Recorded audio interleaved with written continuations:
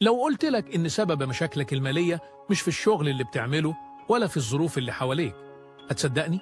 الحقيقة إن المشكلة كلها ممكن تكون في طريقة تفكيرك عن الفلوس. لو عندك عقلية غلط عن المال عمرك ما هتوصل لثراء حقيقي. خليني أقولك إزاي تغير ده. إيه هي المشكلة؟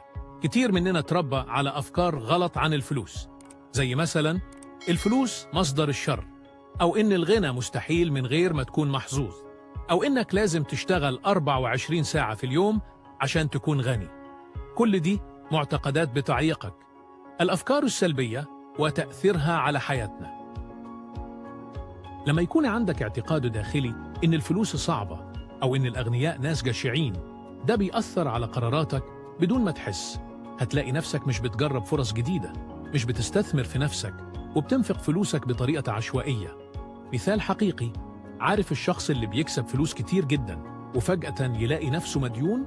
ده مش لأنه مش شاطر، لكن لأنه عنده بعض العادات المالية الغلط ومعتقدات بتخليه يضيع كل اللي بيكسبه. والعكس صحيح، تلاقي حد من أصحاب الدخل العادي جدا لكنه بيقدر يبني ثروة لأنه فاهم اللعبة. إزاي تغير عقليتك؟ 1. إعادة برمجة دماغك عن المال. أول حاجة محتاج تعملها هي إنك تعيد التفكير في علاقتك بالفلوس. بول ماكينا بيقولك حاول تتخيل إن الفلوس أداة محايدة زي أي حاجة في حياتك. هي مش هدف، لكنها وسيلة تخليك تحقق اللي عايزه. تمرين بسيط، اقعد دلوقتي وتخيل لو كنت غني حياتك شكلها إزاي؟ مش بس شكل البيت أو العربية، كمان إحساسك. هل هتكون واثق أكتر؟ مطمئن أكتر؟ حاول تعيش اللحظة دي فعلياً. الثاني، اتخلص من العادات المالية السيئة. كتير من الناس بيصرفوا كل اللي يكسبوه. لو دي عادتك محتاج تعمل وقفة. حتى لو دخلك قليل، خصص 10% منه للادخار. البداية صغيرة لكن الفرق كبير. نصيحة عملية، ابدأ بإنك تقسم دخلك 3 أجزاء: جزء للاحتياجات الأساسية، جزء للاستثمار أو تطوير نفسك، وجزء للادخار. ما تستسهلش وتقول لي المرتب صغير، لأن العادة نفسها هي الأهم. التوقف عن لوم الظروف.